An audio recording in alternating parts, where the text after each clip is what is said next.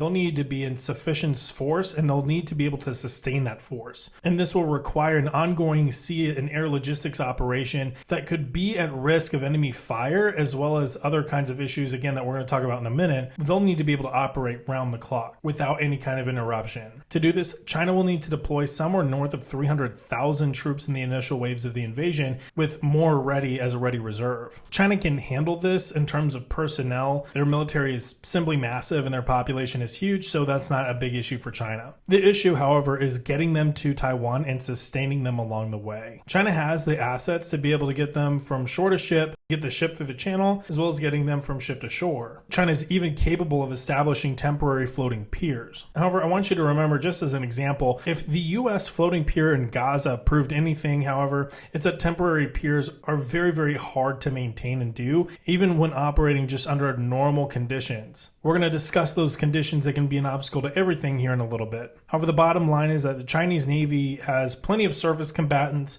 to be able to hold the US Navy at bay, at least for a time. However, they may not necessarily have the logistics capacity organic to them to be able to maintain such a massive naval operation. Luckily for the PLAN, or the People's Liberation Army Navy, though, they likely won't have to handle that on their own.